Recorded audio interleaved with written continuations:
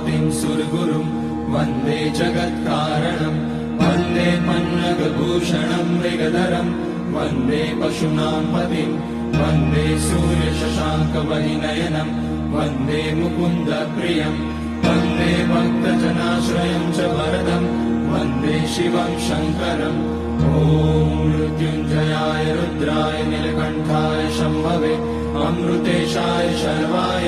महादेवाय ते नमः। नमस्तेऽस्तु भगवन् विश्वेश्वराय महादेवाय त्र्यम्बकाय त्रिपुरान्तकाय त्रिकाग्निकालाय कालाग्निरुद्राय नीलकण्ठाय मृत्युञ्जयाय सर्वेश्वराय सदाशिवाय श्रीमान् महादेवाय नमः। ॐ नमः शम्भवाय च मयोभवाय च नमः शङ्कराय च मयस्कराय च नमः शिवाय च शिवतराय च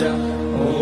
त्र्यम्बकं यजामहे सुगन्धिं पुष्टिवर्धनम् उर्वारुकमिव बन्धनान् मृत्योर्मुक्ष्यमामृतात् नागेन्द्रहाराय त्रिलोचनाय भस्माङ्गराय महेश्वराय नित्याय शुद्धाय दिगम्बराय तस्मै नकाराय नमः शिवाय मन्दाकिनी सलिलचन्दनचर्चिताय नन्दीश्वर